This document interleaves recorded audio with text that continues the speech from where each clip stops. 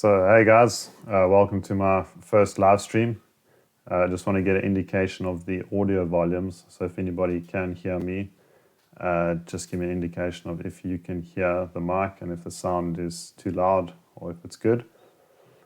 First of all, I'm just going to go through a couple things. I'll give you sort of a plan of what I want to do. So I'll just show you those notes that I have. So basically, as this first stream, basically just an introduction to my channel. What do I want to do and how do I want to achieve those things? And then this video per se is going to be about my story, sort of my timeline from diagnosis to remission. And the reason for that is because when I was diagnosed, there is information out there, but I always had questions of how long did it take somebody to deteriorate, or how long did it take for them to improve? So I didn't really have an indication of, was it 6 months to do something? Was it 2 years to do something? Although people say it lasts for a lifetime, I was looking for different answers. So now that I've got an indication of how long certain things took me, if anybody else is looking for that information, then I think I can share that. After that, I'm going to give a bit of a summary of my remission. Quite a different case of not getting a spontaneous remission, or remission from an operation, or remission from corticosteroids or immune suppression. So I just want to talk through that a bit. And then at the end, just explaining once again, how I want to take the channel forward, what I can offer people, and then concluding at the end.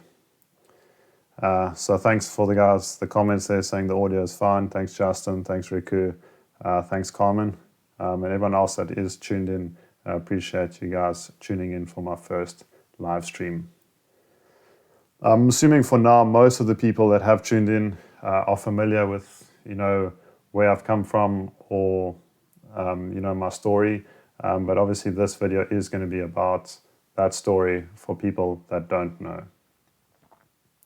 So I'm just going to take these notes off here.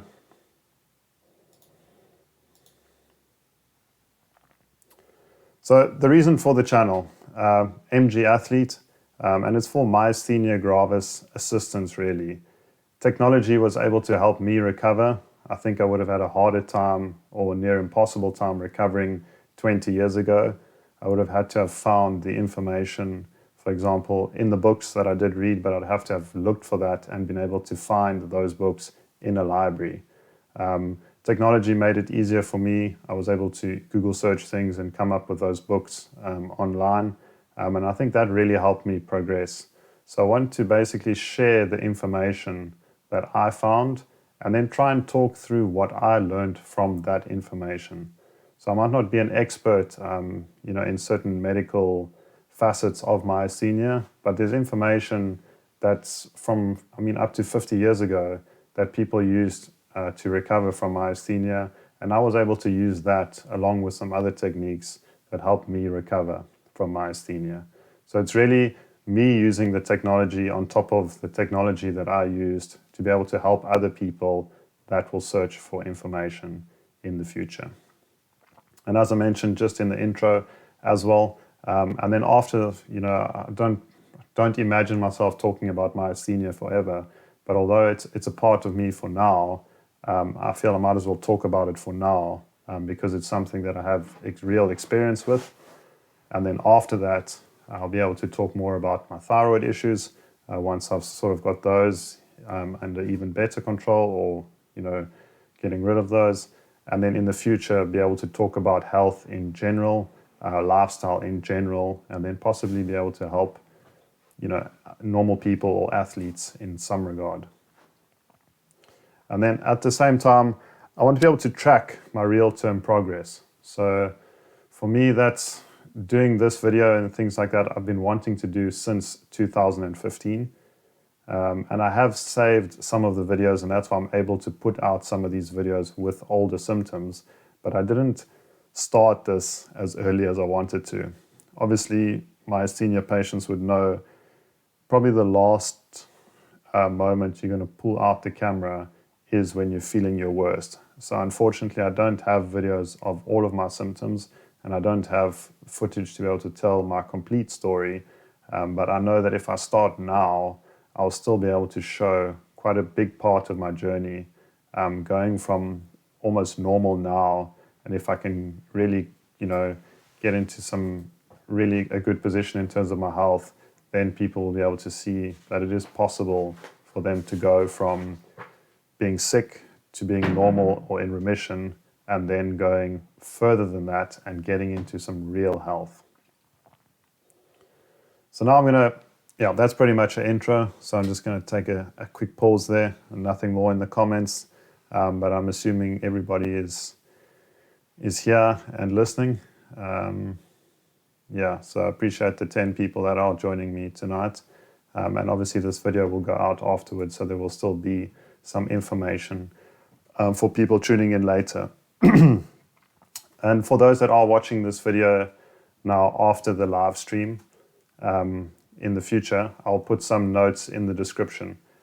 So if you do or watch this video later and you want to pick out certain parts, I'll put some timestamps in the comments, and then you can just click on that specific timestamp and then go to that point and watch that section that you would like to watch. And obviously most of the people that are watching this live have subscribed to my channel, but if you are watching this once again in the future, if you could please subscribe to my channel to get further updates. Just click the red icon there, subscribe, and the bell notification. If you click that, it'll let you know when I go live in future, and then you'll be able to tune in for some of these videos in the future as well.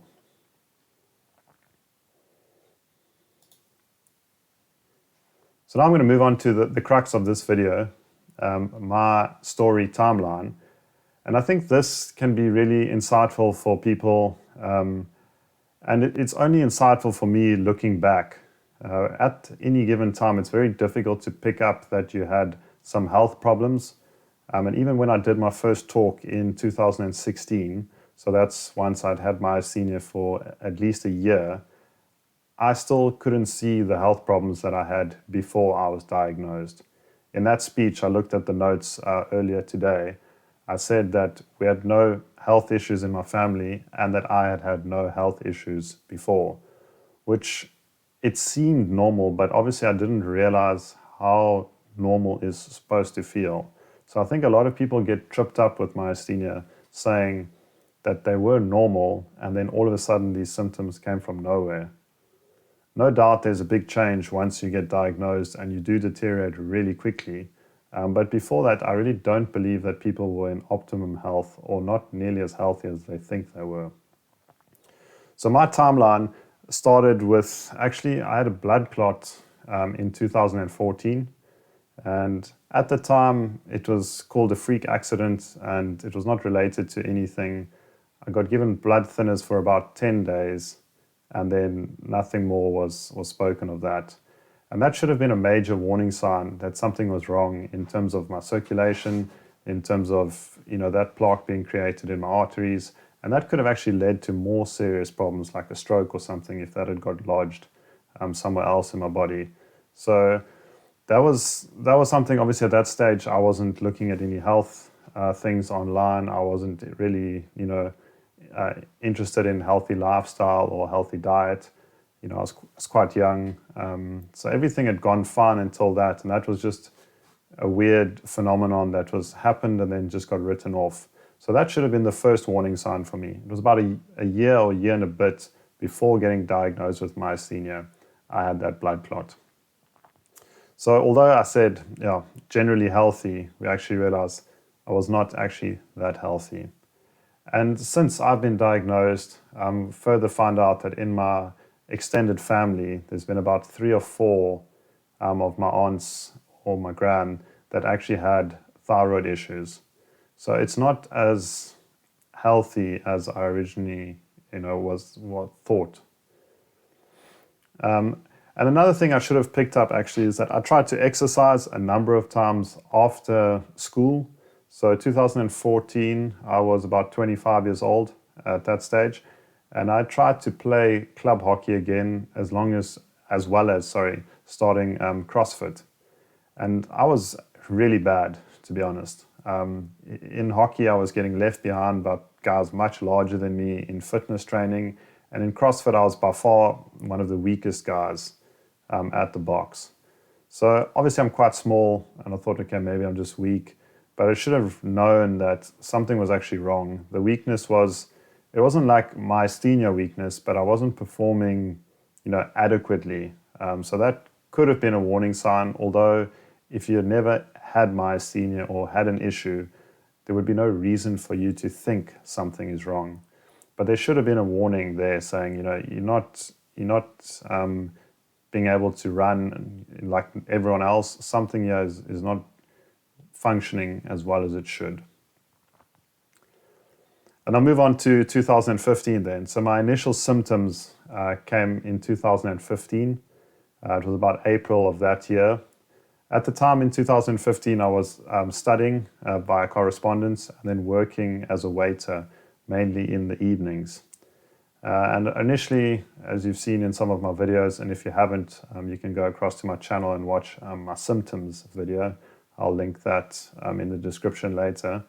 I initially started with a droopy eyelid, started getting some double vision, and I didn't know what was going on there. I thought I was just overtired, so I took a bit of time off. I got a week or two off, rested up, the sort of eye problems went away, and then carried on. But within a couple of weeks, those symptoms came back and then came on a bit more strongly. So following that, I went to a couple of eye doctors. I went to an eye specialist, so ophthalmologist, and then an orthoptist, so an eye muscle doctor. And in that time, I'd realized that my ability to do push-ups had really dropped off quite a lot. So I started looking online and put those sort of two symptoms together. Weakness in sort of muscles as well as droopy eyelid and double vision. And that's how I figured out that I had myasthenia gravis. So after that, pretty much self-diagnosis, which is quite important because a lot of people struggle to get diagnosed with myasthenia. I mean, some don't show up for positive antibodies, can wait. Some of them have gone 15 years before they get an official diagnosis. So although I was quite fortunate, let's say, to get that diagnosis quite early on. It was maybe a couple of months from my initial symptoms to actually getting that diagnosis. And then after that, so about midway through 2015, I was in the state hospital system and basically got a whole lot of medication. At the same time, found out that I actually had Graves' disease, so I had an overactive thyroid. I had an irregular heartbeat, so atrial fibrillation, and all sorts of other issues to go with that. So I got a huge pile of medication. I've posted the photo before, but it was about 5 layers stacked of medication. And that was the sort of sign for me that something needed to change.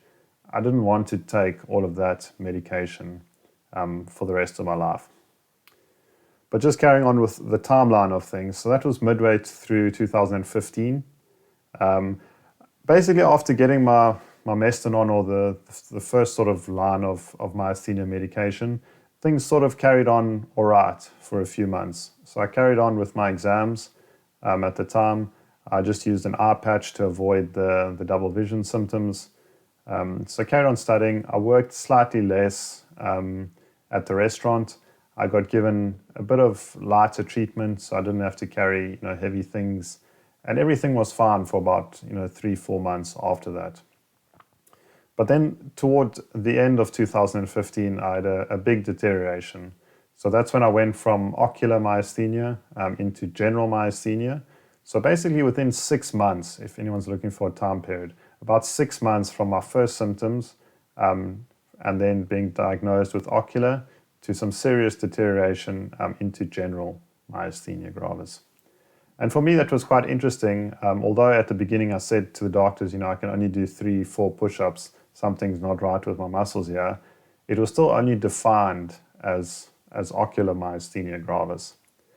And I can understand, although, anyone else might feel that they're slightly weak, you're not weak at that point to as weak as I got later and as weak as some people are with general myasthenia. So although your muscles aren't functioning optimally, there's quite a big difference between still being able to do 3-4 push-ups and actually not being able to walk or not being able to breathe. Some of these a lot more serious symptoms that people come across. So now looking back, I can understand why there's sort of that line between this is ocular, even though you've got a little bit of body weakness, and then general myasthenia is when you've really got full-blown weakness almost throughout your body. And at that stage, so the latter half of 2015, I cancelled my honours applications for university. I think I only wrote one of my 6 exams to finish my undergrad. And as I mentioned, I got really weak at that stage. And then pretty much over the December holidays, so December and January 2015 into 2016, I really tried to find another way. A person that I knew, actually was just an acquaintance who's now become one of my good friends, bought me a book. And that book was just describing how a South African gentleman overcame his multiple sclerosis. And that book really was the start to changing my mindset. I knew that I had to change, what I thought of myself, what I thought of, what was possible. So it started with that mindset or that faith that this is not for life. My body is not supposed to be sick. It is supposed to be healthy. And from that, then I learned things regarding diet and what we're eating, in 2018, 2019, then was 2016. It's not it's not food even. I wouldn't even classify some of the stuff as food, unfortunately, now. And my lifestyle as well, and looking back now, my lifestyle was not healthy. I didn't realize the negatives of working at night, sleeping in the daytime, things like that seem obvious to me now. Might be small if somebody does it for a small period of time, but it's really compounding if you add that with the stress of eating poorly, like I said, inside the whole day, then because you're sleeping, you're not getting outside. You can say not exercising, not moving. Just added all those factors together, along with maybe a bit of a genetic predisposition, didn't leave me in a good space. So basically 2016, I'd started eating, really well, or looking at different alternatives. And almost instantly, I started to feel more energy. And although nobody could see anything, I knew that I had whatever percentage more energy than I had before.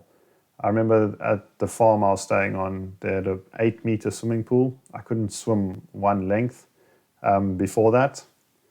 But now, as soon as I sort of started eating better or changing a few things up, I could do 2 lengths. So I knew something was improving. Basically, I'd stopped that deterioration. What I said at that stage was basically I wanted to stop the rot. And I knew if I could stop that and turn it around, then I could start improving. I'm just going to check a couple comments. I'll just take a pause here. So Justin's got some comments. I'll just carry on here in 2016. I'll get Ian to reply to some of the comments, and then maybe in a couple minutes I'll take a small breather and then I'll answer a few of the questions. So thanks, Justin, for your comment. Thanks, Carmen, there for your comment. So let's do 2016, and then we'll do a couple questions, and then I'll carry on there. So 2016, I basically, like I said, stopped university, stopped work, basically just tried to survive. Now, that wouldn't be a standard approach for myasthenia, and this is why I think I've done stuff really differently. A lot of people try to carry on with their life as quickly as possible, and 100% I totally understand that. I was in the fortunate position where no one was dependent on me, and I wasn't really a burden on anyone, let's say. I was kind of at an age where I had to look after myself and no one really had to look after me. So it's not like I had dependence or, I was young enough that I couldn't really think for myself. So as far as being fortunate at what age to get myasthenia, it's debatable because some people might say at least if you get it at the end of your life, you've lived your whole life. In terms of recovery, I think if you are in your sort of 20s, it's probably your best shot at recovering from myasthenia or a chronic disease, let's say. Not saying you can't do it at any age, but I'm just saying I was fortunate that I could pretty much put things aside and say, I'm going to focus on health. And that's what I did. So 2016, really just every day, just made sure I ate well, I slept well, I got outside in the sunshine, and then toward the end of the year, started studying again via correspondence. But all I was doing was hitting my targets, and I would study for, say, 4 hours a day. I didn't try and do anything else. So I was fortunate that I did get a bit of financial assistance from my friends to the tune of about $3,000. So it's not huge money. It's not like I was gifted, you can go and do nothing for the rest of your life. But I had enough money so I could just focus on little things like I just mentioned, eating well, sleeping well, having a sort of sustainable lifestyle on a daily basis, and then moving forward. I still carried on with all of my medication in 2016. Obviously, I tried to get off as soon as possible. So I remember midway through 2016, basically the way the medication works, for those that don't know, I say it's like a Panado. So it works for about 4 hours, and that's the same as a Panado. And that sort of allows your muscles to work for those 4 hours, and then you need to take another dose. And if you don't, then obviously you're going to feel the consequences. So I had been taking that religiously every 4 hours for about a year. And then halfway through 2016, I thought, I'm going to try a day here where I don't take this medication. I didn't tell anyone, probably not the wisest, but I just gave it a go. Didn't feel great. Managed to do it the next day as well. I was pretty scared doing it. And then the third day I was like, no, I need to take this medication again. But it just sort of taught me, I'm not recommending that to anyone at all. I just sort of gave me the confidence that I knew I was getting stronger, and that, when I wanted to try in the future again, I knew that I could at least go 2 days. And then toward the end of 2016, I did a similar thing where I gave it a week. And then I took a bit more, and then after that I did it again, and then I stopped taking my medication. So to give someone a sort of time period on that, I basically set up my life optimally or perfectly for about a year and a half before I started trying to remove medication. So if anybody is, looking at this, the medication is not stopping you from getting better. You can work on your health on the side, and then as you get better, you can remove medication. So I was very impatient to get off it, but looking back now, it's not going to affect your results. I would recommend that I, just improve that health, and then as you get better with your doctor, you can remove the medication. So that pretty much got me to the end of 2016. I'm just going to stop here and read a few comments.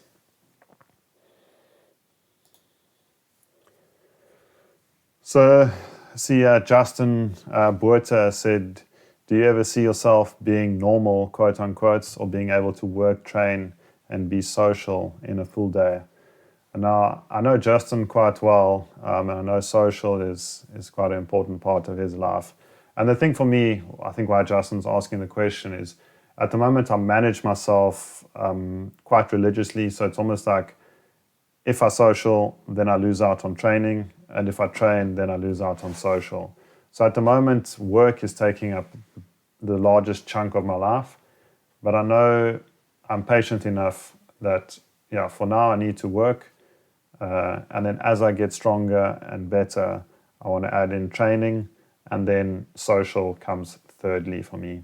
I'm not big on social at the moment, although I do like socializing in small groups or playing social sport and things like that. So if I could incorporate, for example, golf or social squash or tennis or hiking or something like that, that would be more optimal and ideal for me.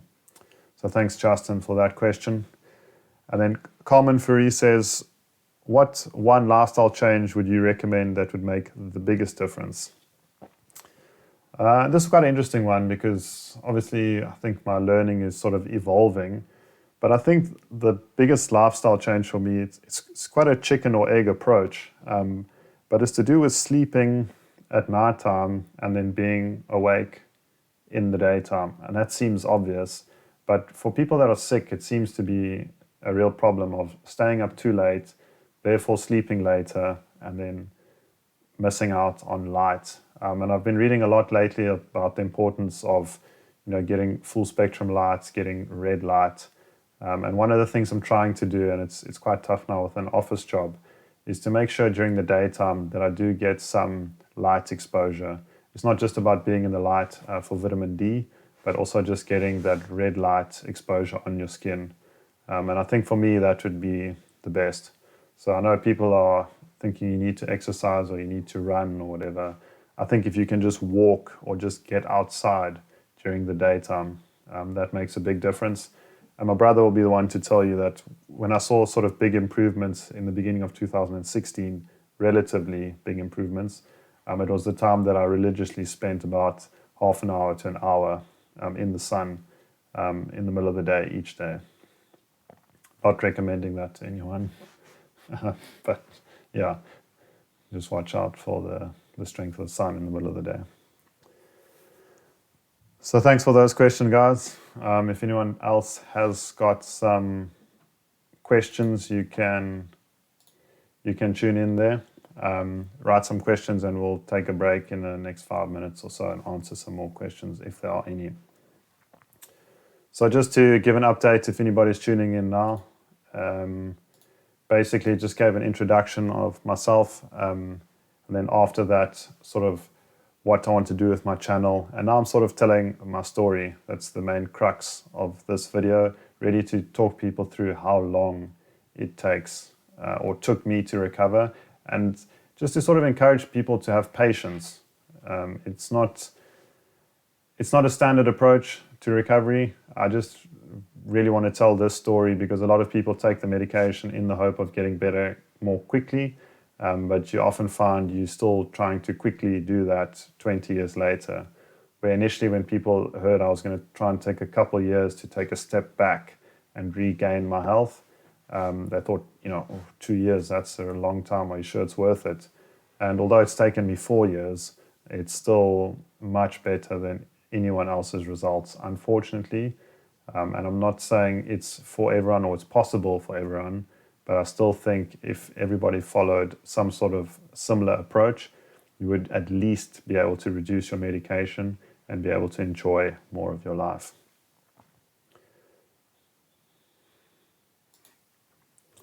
So cutting back to my timeline, just to give an overview, if somebody's only clicked on now, just going to go back to that shot.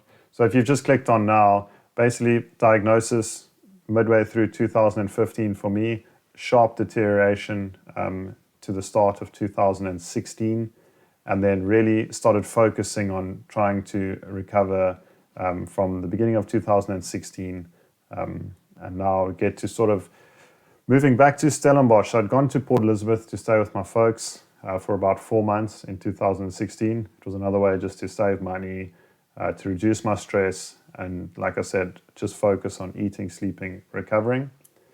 And it was a very boring lifestyle. So I knew at that stage I wasn't trying to achieve anything in 2016.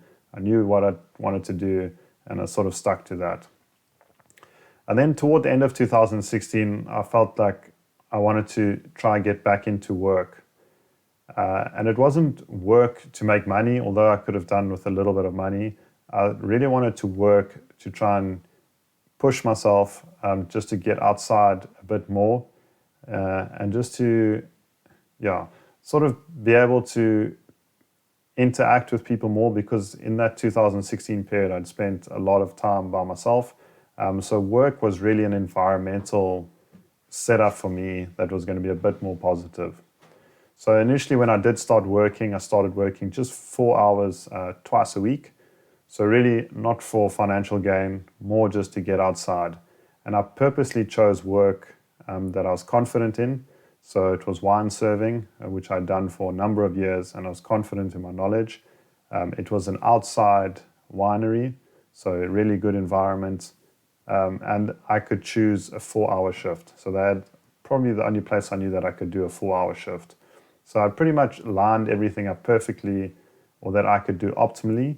They understood my condition, and fortunate to get the job at the time, and then basically grew into that. So through 2017 then, not much changed. I started the year working twice a week. At that stage, I still had a few subjects left on my degree, but because I had time off from the university, I was actually excluded, and I had quite a few admin issues in trying to finish my degree. So for 2017, I tried not to worry about that, because I knew finishing my degree didn't really matter at the time. I knew that I wasn't going to get into work straight away anyway without my health, so I wasn't too worried about the degree. I knew, get the health, we'll add the degree when we can, and then we'll keep moving forward. So 2017 really went from working 2 days a week up until the end of the year, where I think I'd got to say 4 days, 4 hours a day.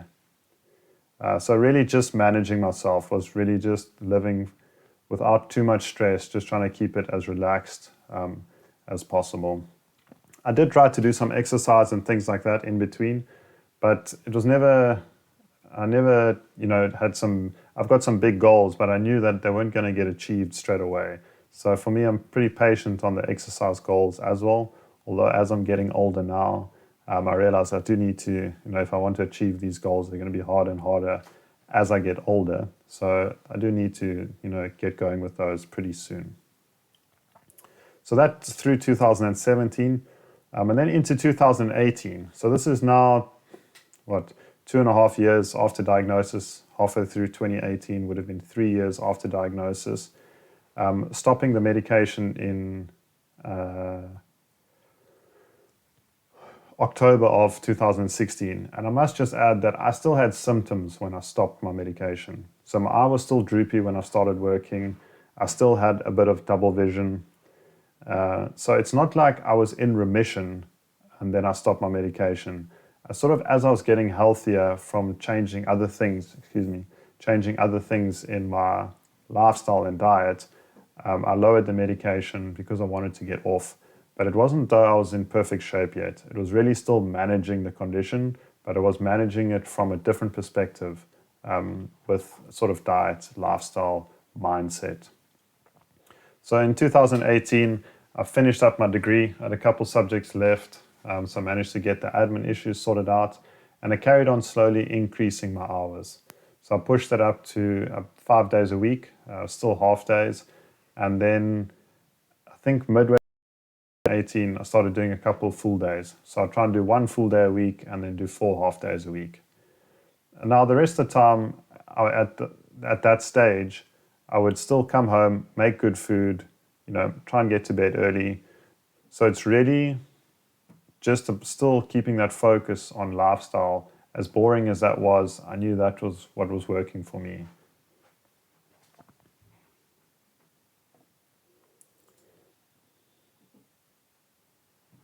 Is it working on yours or not? No, it stopped. Yeah, mine says live stream offline.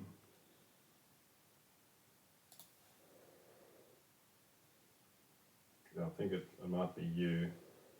Low video output, YouTube not receiving enough video to maintain smooth buffering. I'm back.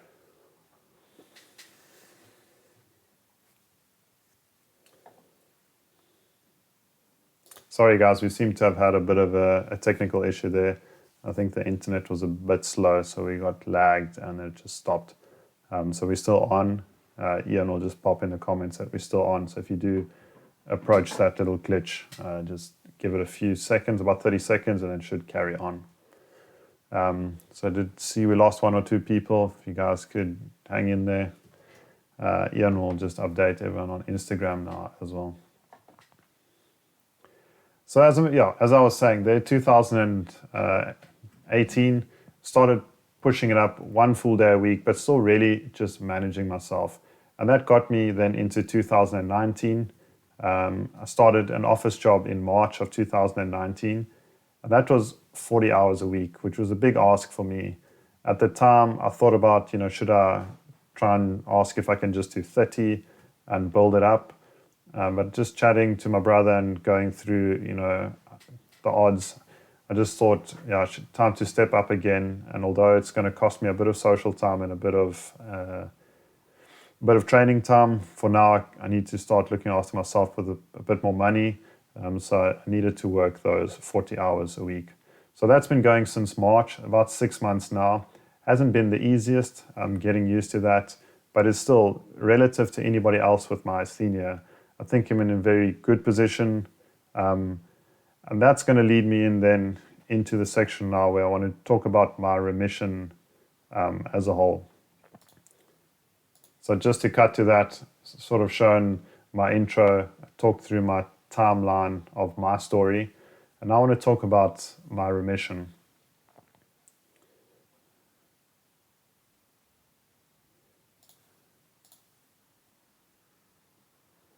So my remission, I think, is fairly unique. I don't think many people have got to a remission the way I did. For those that aren't familiar with myasthenia, remission basically is the pinnacle. People believe that you cannot, get cured from myasthenia. The best case, you're still going to have the disease for life, but remission meaning you're free of symptoms. Sometimes you're still on medication, but you don't have symptoms, or ultimately you want to be in a medication-free remission. But I sort of explained in my story there that my remission was not spontaneous. It's not like I had an operation on my thymus gland and then after that I went into a spontaneous remission. It's not as though I took the immunosuppressive corticosteroids and then as a result of that lowered the antibodies and then got into remission and then sort of phased that medication off and then stayed in the remission. My remission came from, I had a thymoma, had that rescanned 3 consecutive years, and each time that got smaller and then went away. I think that's possible. Doctors were shocked. They asked me, why do you want to get this rescanned? It's not going anywhere. And then other than that, like I said, I still had the symptoms lingering for about a year and a half after I stopped medication. So just to point out that it wasn't spontaneous for me, it was more the unwinding of poor health symptoms. So as the symptoms sort of came on quite quickly in the first 6 months, in the years to follow, my symptoms almost went backwards, but at a lot of a slower rate. That I'll talk about, a bit later, or maybe in another video, of why it takes such a short time to deteriorate, but why it takes so long to regain your health. The point here is that I think it's possible, and me doing something doesn't prove anything for anybody, but it shows the possibility. And when I was diagnosed, all I wanted to see that somebody had recovered, to know that if one person's done it, it's possible that somebody else can do it as well. So it wasn't quick. It's not like it happened in 1 year. It's not like I carried on with my job that I had at the time. It's not like I carried on socializing. So I want to give an honest opinion of what I went through, and not saying that you have to live a boring life if you want to recover or if you want to be healthy, but just saying that it is possible. And the way I've done it is I tried to not do with medication because I saw the results that people unfortunately stayed sick for a long time after that. And me being 25 years old at the time, thought it's going to be better for me to deal with this now and then be able to live my life, 50 years without medication. And I can only show in the future that it's a sustainable way to do it. I mean, 4 years in is not a long time. I encourage everyone else, just be patient with your stuff, be patient with the doctors. But when you're changing your lifestyle, small changes over a long period of time really add up. And that's why, for example, Justin's question about, do you think you'll be normal and things like that? I'm normal to an extent now, not mentally, but yeah. But it's not for me about being normal now. I don't want to wish my whole life away and be good by the time I'm retired. But I'm 30 at the moment, It's not like I've got no years left. If I've got 5 years to get well and then have 50 good years, it's still, I think, a much better option than to have 60 years of possibly decent health. And I just wasn't willing to take the chance with medication or with the operation. So my story is to tell a different side, to be able to say, if you look after yourself, if you want your health back, yeah, it is possible. And that's what I want to share. So that's pretty much my timeline. So that's 2015 to 2019. If anyone does have any questions, if you watch this video, later, send me a message in the comments. I can clarify some of the information for you. The whole point of this channel is going to be for me to talk about what I think is good to eat, what I think is, been a sustainable lifestyle. And I'm specifically talking about this in a myasthenia context in the beginning, because that's something that I've now got experience in. And I know going forward, like I said, it's not going to be like I want to talk about myasthenia forever. I want to be able to talk about health in general going forward. But for now, it's what I've lived for 4 years. So it's been part of my everyday life. So it's something now that I want to talk about. I'm just going to cut to the comments to answer a question here. So if you guys are watching and you haven't subscribed to my channel, you can just click the subscription button there, click the bell notification icon, and then that will notify you if I go live in future. So Kim has asked here, what would be the first thing somebody should change once diagnosed with myasthenia? And that's a great question. For me, a couple of people have contacted me, mainly out of the States at the moment, where it seems to be quite a big problem. More and more people being diagnosed with myasthenia. And for me, my approach is three-pronged. So you'll see on my channel, I've put faith, nutrition, and healthy lifestyle. It's difficult to say what's the most important thing for me. But your mindset, I think, is obviously, if you don't change your mindset, if you don't believe it's possible, then you're going to have a hard time doing that. But let's say you do believe your mindset is positive, you do think that you can be healthy and your body is made to be healthy, then I think for me, diet plays a big role. I've learned more now, like I answered Carmen's question saying that getting outside and getting exposed to light and sunshine is so important. So I'm torn between saying how important that is and then as well as food. And now for me, food is, I almost can't believe some of the health authorities will say that, diet doesn't affect your disease, because it's something that you're putting through your body how many times each day. And that stress, especially, it's all over your body, but on your gut, really is causing a lot of problems with myasthenia, or a lot of problems with people, not just myasthenia. So it's autoimmune, it's cancer, it's all sorts of ailments. And for me, it's really poor diet. And it seems obvious to say now, but processed food and takeaway food are things that I cut from the beginning. So I haven't had any takeaways. I mean, we don't have to name and shame, but just the standard sort of McDonald's and those sort of KFCs and whatever. I haven't had that for 4.5 years. So from 2015, the first thing I'll cut out is vegetable oil. So anything deep fried, so it's basically anything processed, anything takeaway, that's wrecking your metabolism, and that's going to start the stress problems, stopping you from getting nutrients, and I think that's where the body starts packing up. So I see Justin did ask a question there, but maybe he's editing it. If he does, put it back. He asked some diet questions. Maybe I answered it now. But yeah, that's what my channel is going to really be about. That's something that's really interested me, and that's where I've seen the most value in mindset or belief, and then nutrition and lifestyle.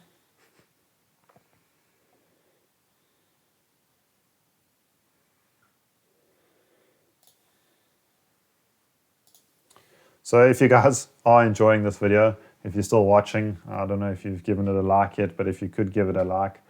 This is obviously my first time doing the live stream. So one of the reasons why I did want to do the live stream, because I thought it would be less preparation. I could do a more sustainable thing where I could, just film a live video and then, I've got to go to work tomorrow and do 5 days. I thought maybe a live stream would be a bit easier than doing, edited video each week. To be honest, I've sat the whole day stressing about this video. So the live stream video is quite daunting, and still had to do a lot of preparation going into it. So we'll see if we get a good response out of this. I'd love to do more, and I'd love to host other myasthenia people as well. It's not just about me. I think I've got a good understanding with, like I mentioned, certain lifestyle factors and diet that's worked for me. But I'd love to have other myasthenia people on, really talk about things like estrogen and pregnancy. And for me, there's a lot of things it's difficult to get into now, but there's a lot of stats that are showing for me there's some serious problems. Why is it affecting women, 7 times more than men? Why are thyroid issues affecting women 10 times more than men? There's a lot of information that I think will be useful to myasthenia patients and then thyroid patients in the future. So I would like to host, some people that have gone through these things, and then we'll be able to, discuss these topics and help others in future.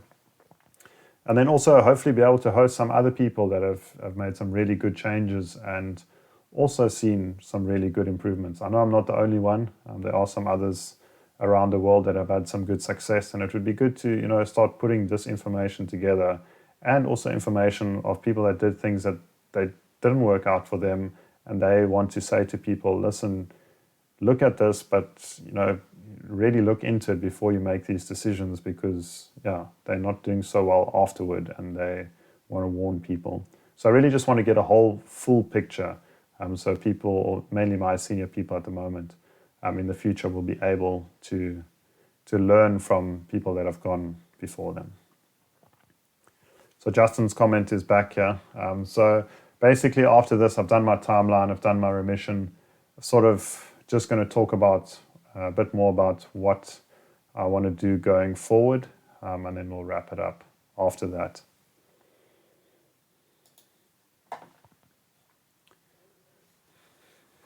So Justin Buerta in the comments says, when it comes top diet and food, jokes. When it comes to diet and food, which diet would you follow?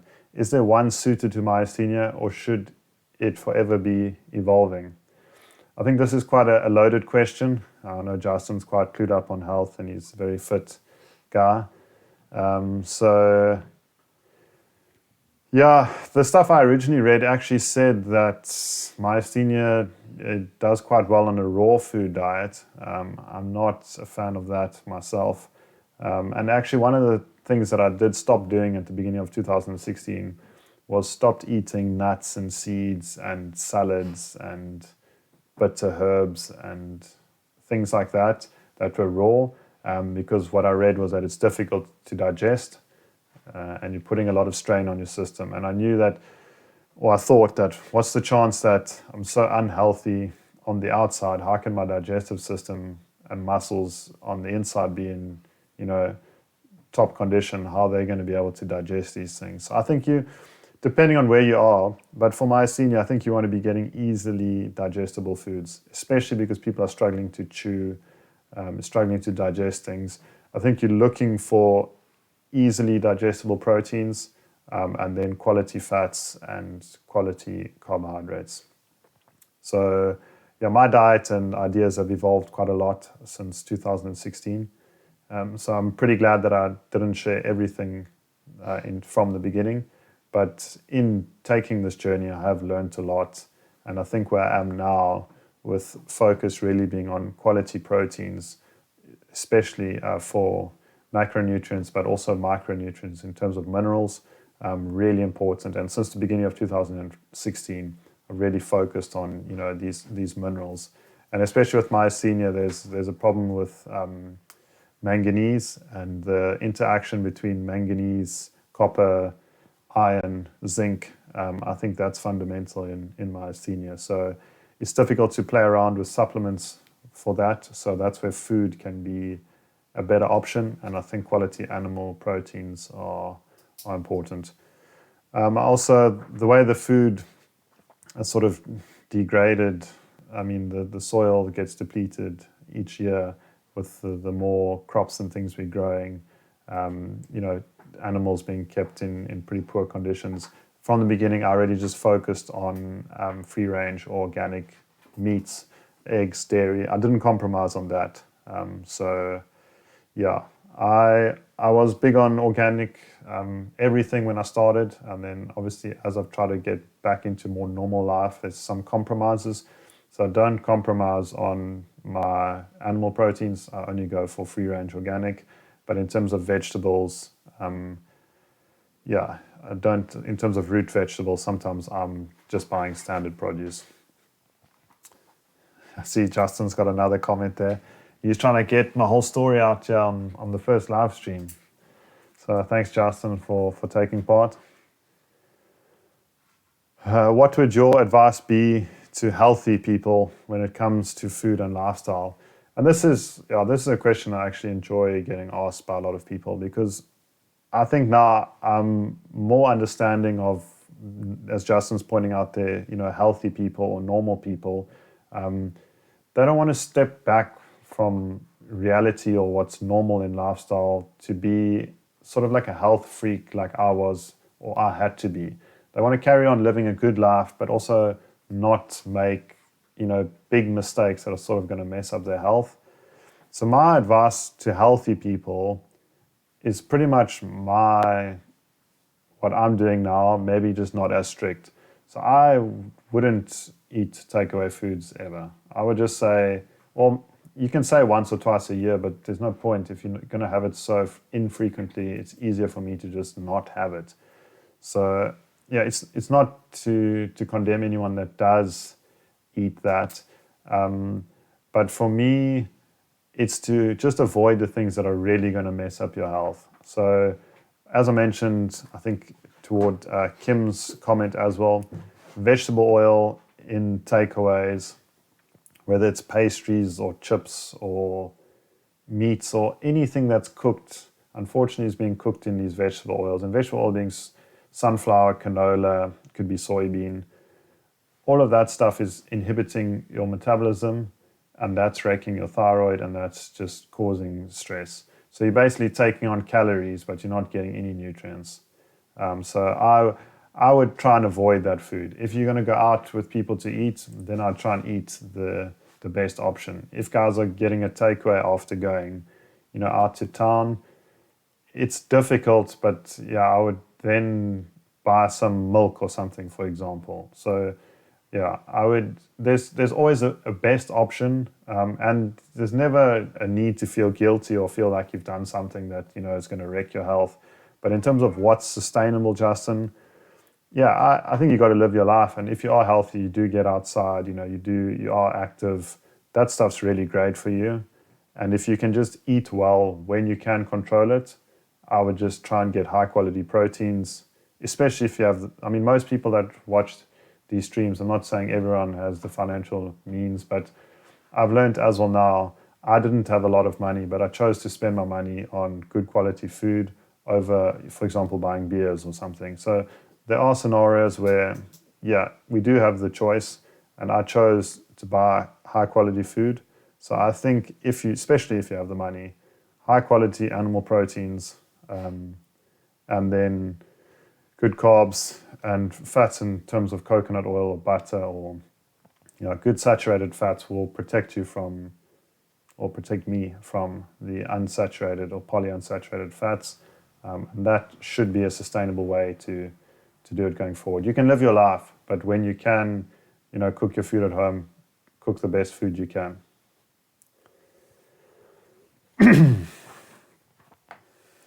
Ooh. So now the questions are coming thick and fast in the chat. So I'll answer Kim's question, and then I'll go to Justin's next question. So Kim says, moving forward, how should we help people become more aware of MG and its symptoms? So that's a cool question as well. And that's one of the reasons why I did the symptom video, and I think Kim actually shared that one. So thanks for that, Kim. I think being aware of the eye symptoms. So basically, the droopy eyelid is quite a standard for myasthenia. Obviously, there's other conditions that also have, a droopy eyelid or something like that.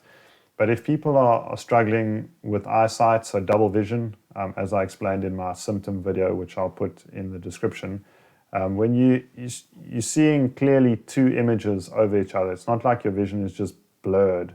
It's each eye is seeing individually fine, but the image is blurred. If they have a droopy eyelid or they have a very nasal speech, struggling to chew, or other general body weakness, it's good to get checked out for myasthenia. I think basically anybody who's not feeling right should get checked out for something. Although if you look at the myasthenia group, a lot of people are writing in daily saying they haven't got a diagnosis. Some of them are getting medication, but unfortunately they still don't have a diagnosis. So it's difficult to confirm some of these, but I think the awareness with having social media, with people being able to search their symptoms, I think there's a lot of positives in that. Without being rude to anyone, I'm not too worried about myasthenia symptoms in general. I think if everyone sort of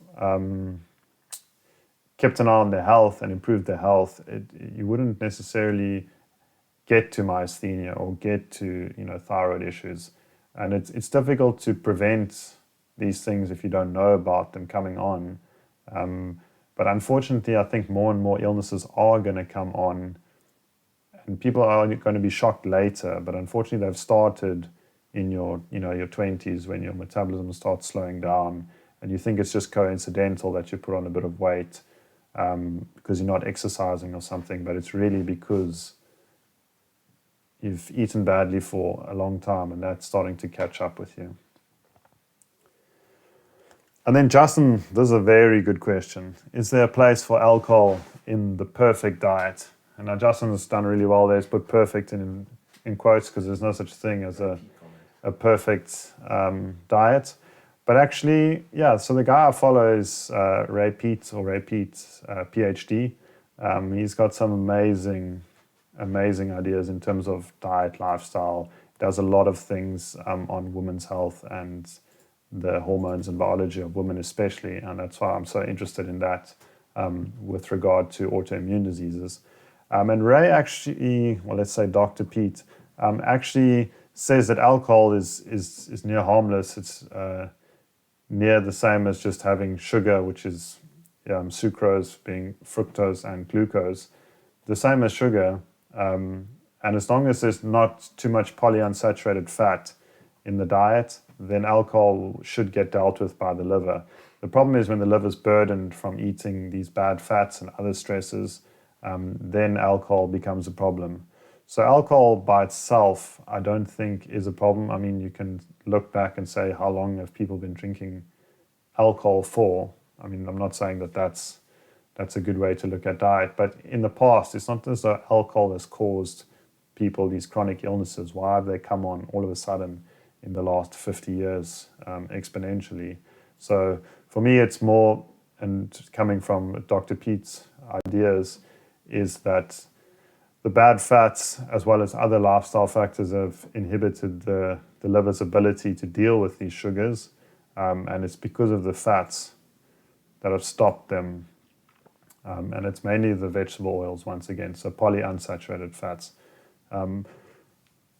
So for me, alcohol, apparently, I don't drink alcohol, but it's by personal choice, just because obviously I wanted to focus on my health, and in a compromised position, it's probably not going to help you. But once again, for a normal person, to have alcohol, if you're in decent health, I don't think it's going to be a problem. So alcohol is a good time, and once again, I'm more understanding of people want to live a more balanced or normal lifestyle. Alcohol can apparently be a part of that, but it's not for me personally. And anyone I think who's recovering from illness, probably going to be a bit easier to not have alcohol at that time. I think in 2017, the end of 2017, I started having a few sips of wine again, half a glass at most, I think. And it wasn't not like I had any symptoms or anything come back, but it just wasn't going great for me, so I didn't need it, so I just stopped again. So thanks for that, Justin. I'll do one more. So pretty much ending off, guys. Thanks for staying so long. I didn't think we'd take this long, but I appreciate the questions and everybody interacting, and I see we've had consistently about the same number of people watching the whole time, so I really appreciate everyone tuning in. If you are watching this later or you haven't subscribed to my channel, if you could do that. The subscriptions really help me, and also in letting you know when I go live or launch a video in the future. So if you would like to subscribe, please do that.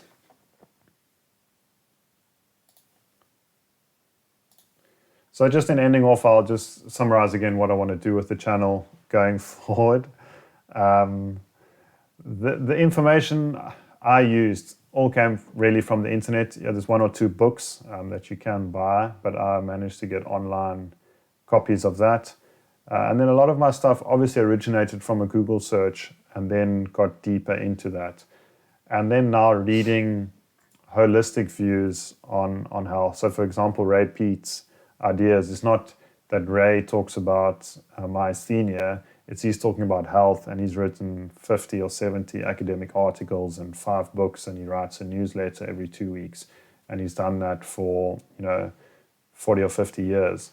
So there's, I think, some serious information there that I've learned from that can help people. And I know not everybody, like I said, has got the time, unfortunately, to do all of this. So if I can present information in a way where it can help people as quickly as possible, get the most benefit out of the information, that's what I'd like to do. So that's also one of the reasons why I've done this live stream, sort of to get a feel for this. As I can change between the screens, I can pull up the information on the internet on the screen and be able to talk through and say, this page in the book, this was really useful for me. And if you see that corresponds to this information from Ray's ideas, and that's why I think this works. And then the other reason, and this has been also quite cool, is a lot of people have reached out to me as well. So it's really to be a support to other myasthenia people. I sometimes feel a bit sad sharing my story, because it's difficult to share almost success in the face of other people not doing as well. And I don't really know how to do that, to sort of encourage people to say, it is possible to get better, but I don't know how that's received. It's probably just a personal thing for me, but I sometimes feel like, it's difficult for me to say to people, it can get better, and they're obviously trying everything they can and they're not seeing those results. So I just want to be a support. I know it's not a quick process. Like I said, it took me 4 years to get from diagnosis to now. 4 years for me is not a long time, but if anyone's starting the journey now, it's a difficult 4 years to go through. So I understand that, and that's why I want to be that support. Try and show people that, just be patient. And just to show that there's another possibility. That's what I wanted to see. I wanted to see that you can get better. It's just, if one person's done it, it's possible. So it's not a proof, it just shows n equals 1, that it is a possibility.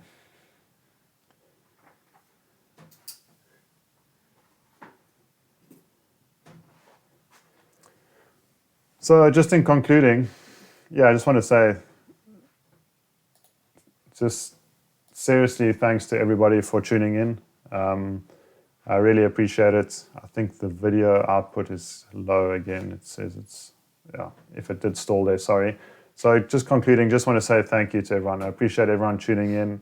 I appreciate the comments in the chat. Thanks to Justin and Kimberly, especially. Justin wants to know your favorite wine. I see Justin has asked a light-hearted question if I'm a Burgundy or Bordeaux. One of my good friends, he's more into his Burgundy, so at that time I was having a few sips of Burgundy. The Bordeaux's are a bit heavy, so I just kept it light there. The Burgundy seemed to have a much lower alcohol, so we leaned toward toward that. But yeah, genuinely appreciate everyone tuning in, especially thanks to the guys in the comments, but also just, yeah, thanks to everyone else for tuning in. And it's a bit of a difficult time because obviously me being in South Africa matches up with Europe, but a lot of the myasthenia people are in the States. So I'll have to see going forward how we do the times.